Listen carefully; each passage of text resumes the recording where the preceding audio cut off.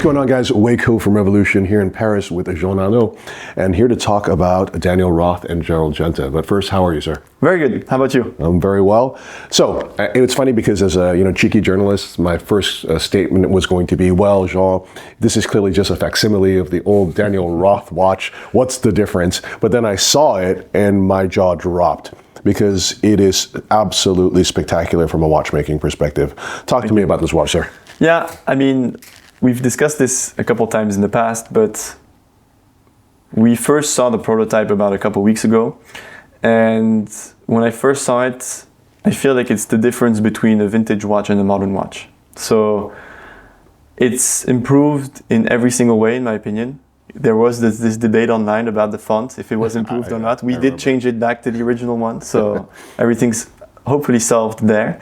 But everything about the watch is better made, better done as well. And we kept the sort of traditional watchmaking behind it. And for the first time ever in this watch, we have a fully in-house movement built specifically for that watch, for the case. And every small detail has been cared for. Like, for instance, the fact the crown is in the middle of the case and the case band really separates the crown at the halfway point. Small details. Or the second hand of the tourbillon cage, which is flat, contrary to the original one, which was, curved, to adapt and adjust to be as close as possible to the scale on the dial, right? One thing as well, which we found was very interesting, is the Clou de Paris guilloché pattern, which we had to recalibrate our guilloché machines to make sure that we could do 0.3 Clou de Paris guilloché instead of 0.5 millimeter guilloché. And that's something that was never been done since the 80s, a savoir-faire that has been lost in many ways. We worked very hard with Carrie on that specific dial to make sure that we could get to that level. And now that we have our own guilloché machines, the subscription series will be made with Carrie, but the production version will be made by us, fully in-house. That's incredible. It is pretty breathtaking to see in the metal. First thing is that it's not the same size as the original watch, right? It's 2 mm thinner, which exactly makes it so elegant. And then when you look at the minute details, so you were talking about this dial, and I know for the 20 pieces for the subscription, these are dials that are made not at Comme la Mine, which is Kari Boutalanin's dial factory, but actually in Chapeau Napoleon, which is his atelier, where he has like this array of vintage engine turning machines, which are like worth their weight in gold now. Yes. Right? And there he's making the greatest guilloché on the planet, and those guys made this dial. Exactly. I mean, that's incredible.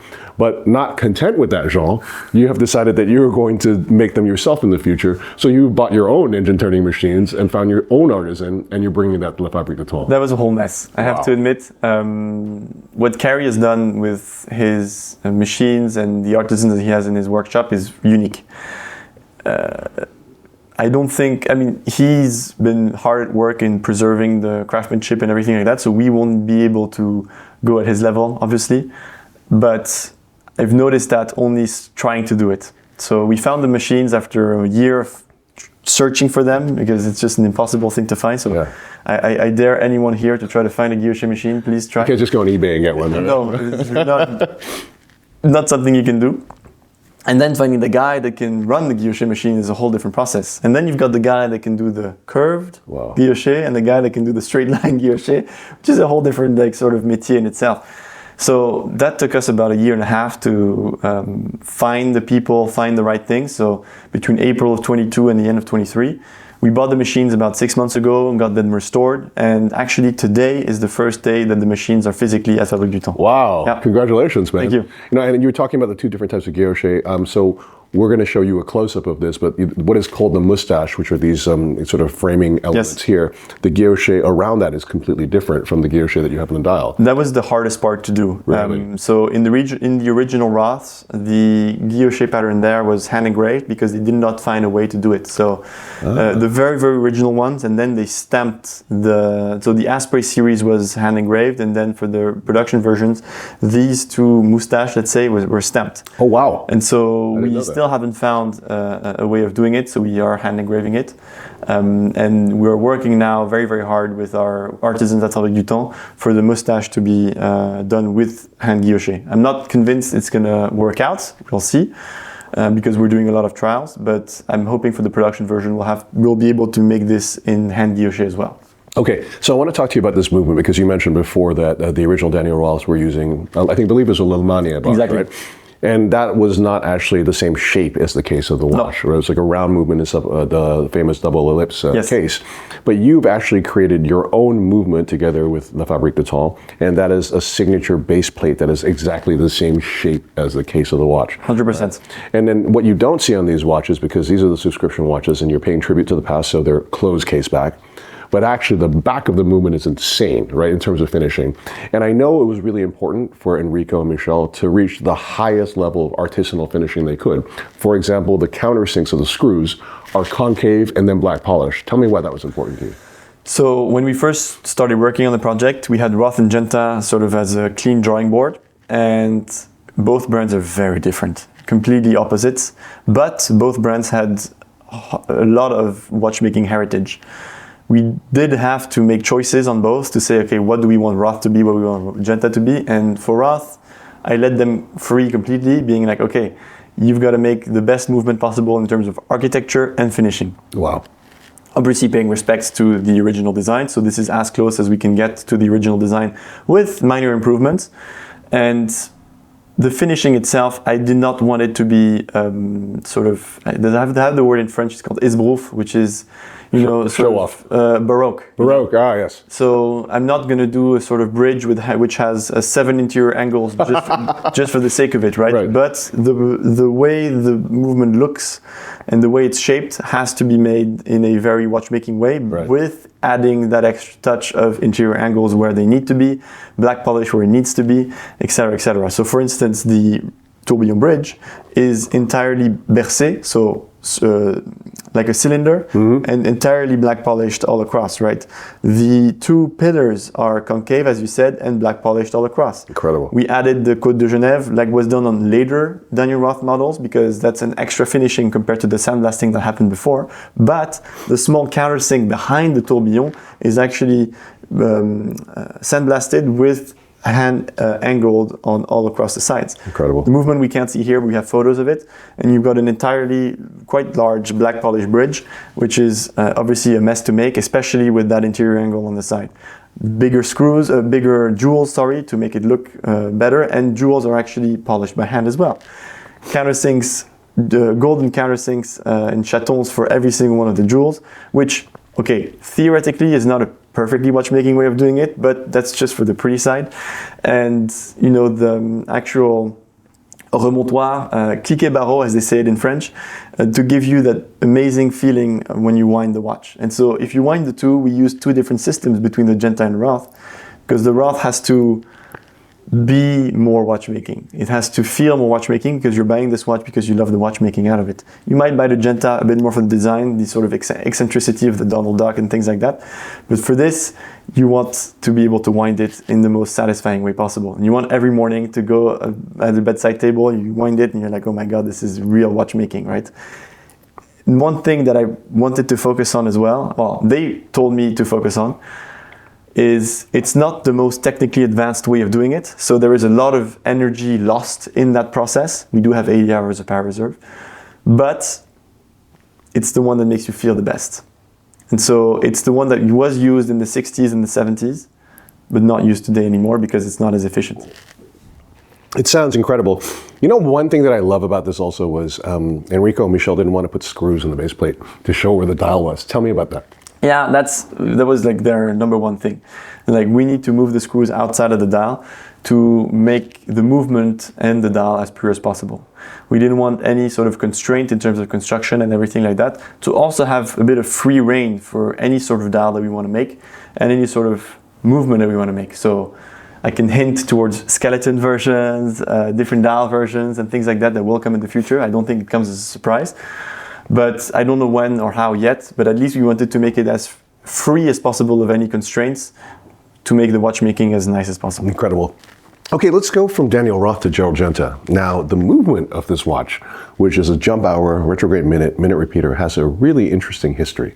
Tell me a bit about that. So when I first arrived at LV, actually you're the only one to know that story, but when I first arrived at LV, I came to Michel and Enrico and said, what's the movement you've always wanted to work on, but that you were never able to, or no one said it would fit, or etc., etc.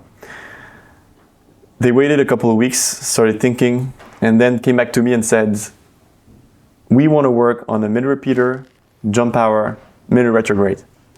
And at the time I was like, I don't see it necessarily at LV, but I mean, that was the brief, so fine, do it, and we'll figure out how to put it in a beautiful watch afterwards. That was September, October of 2021.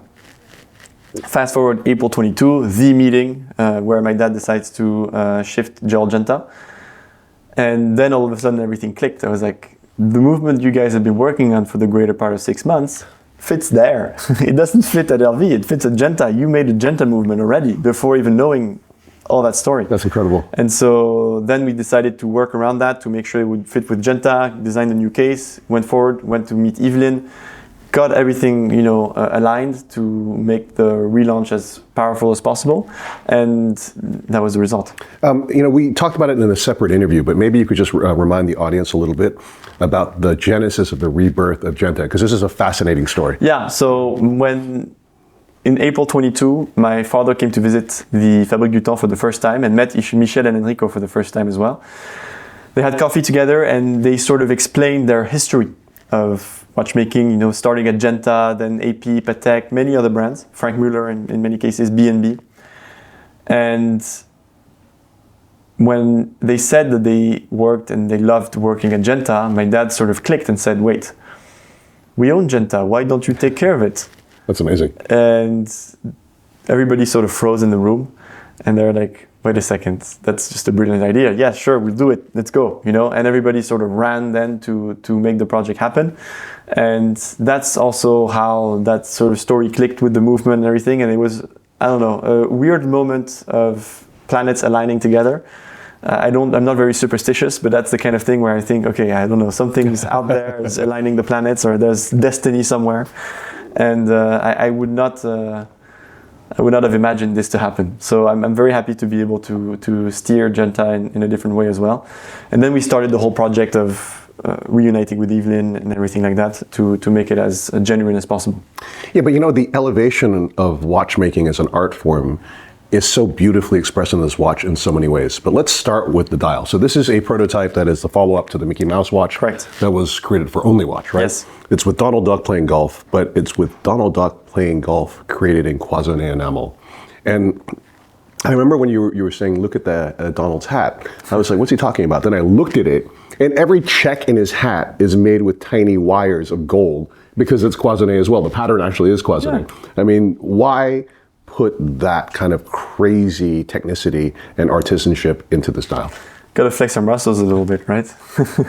No, we invested a lot in enameling, engraving, all these kinds of métiers d'art, and my number one goal for LV, Genta, and Roth is to push my teams as much as possible to make the best product possible.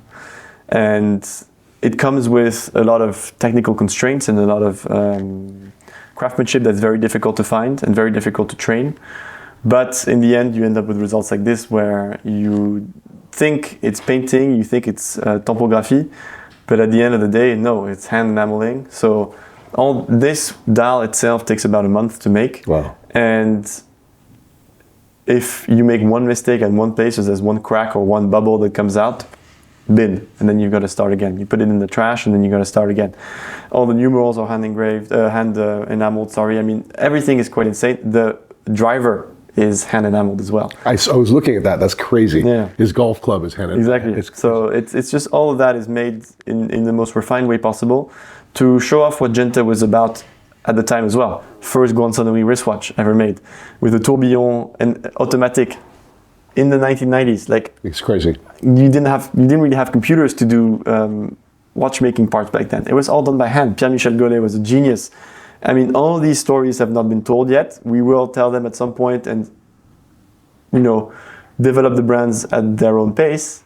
I like to do things slowly and make sure it's built robustly. And so that's the kind of story we want to tell through our pieces as well. Well, you mentioned something interesting. So Pierre-Michel Gollet, who's a legend of the watch industry, and as you said, made that Grande Petite Sonnerie automatic tourbillon, back in the 90s, yes. Right? And I believe, if I'm not mistaken, Enrico and Michel were there with him as well, Correct. Right?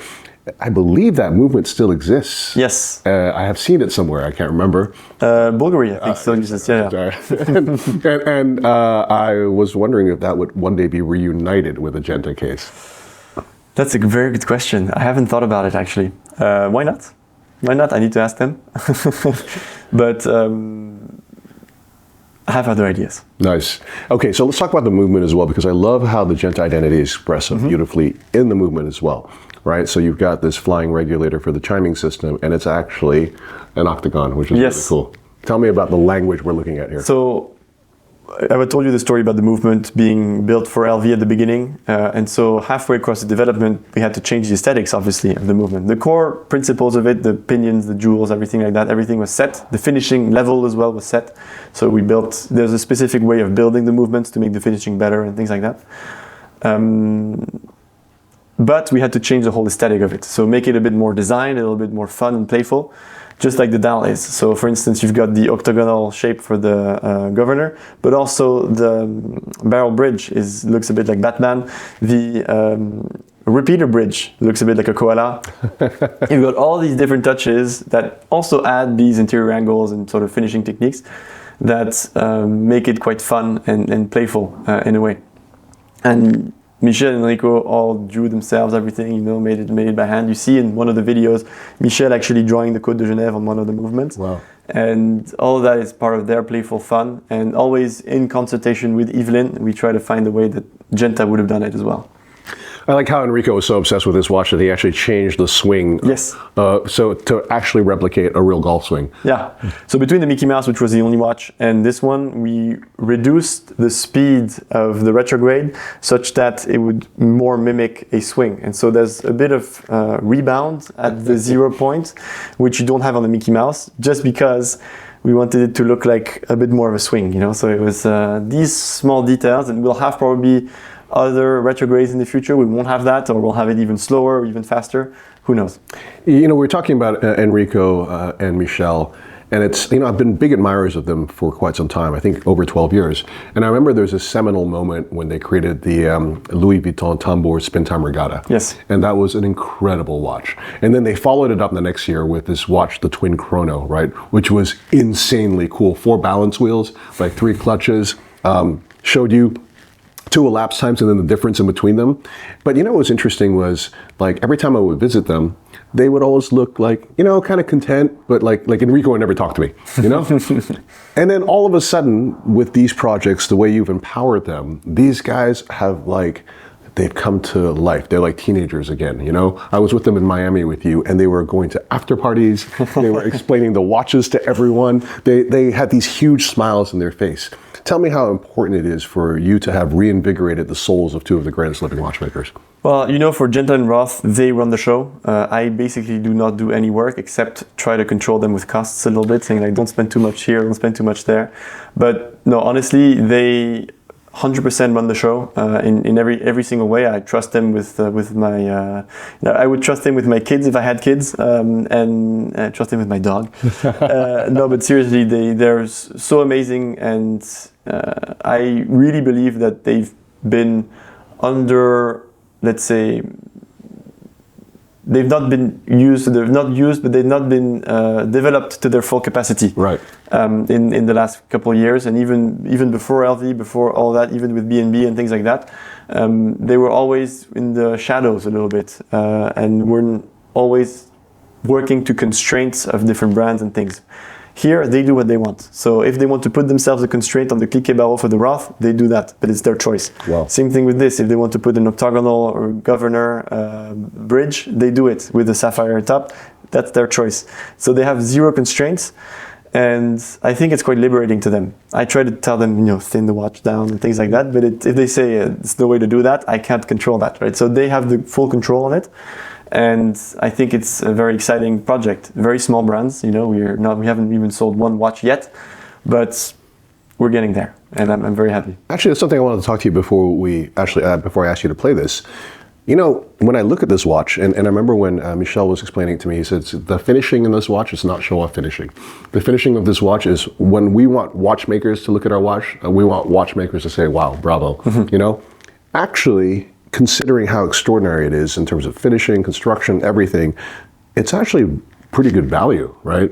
At 140K, like, I'm like, it's okay. Well, I can't afford it, but you know what I'm saying? It actually, there's a value proposition there. And how important is that for you?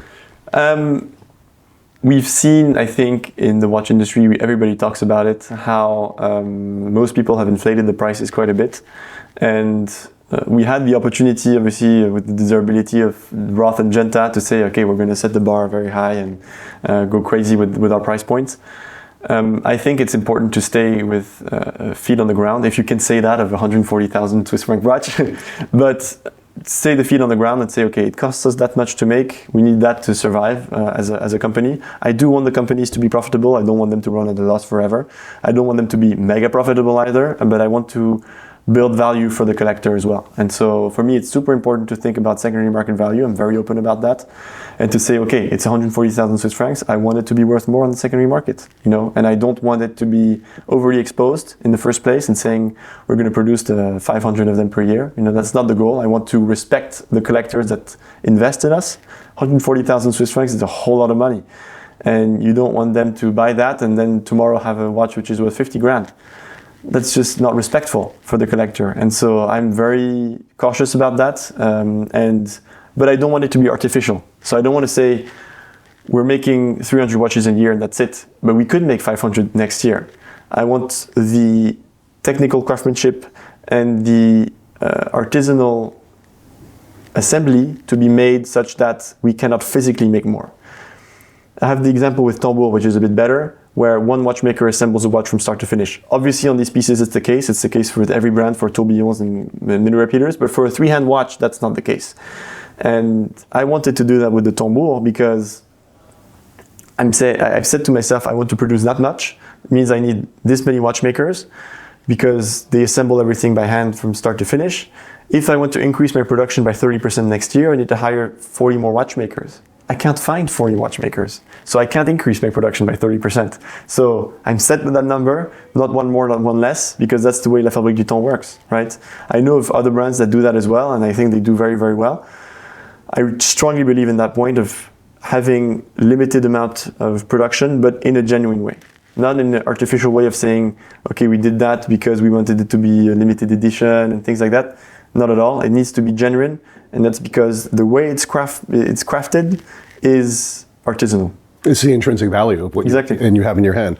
Jean, well, I guess I'm going to ask you to play this now, if you don't mind. I'm going to try to put it at a lot of minutes,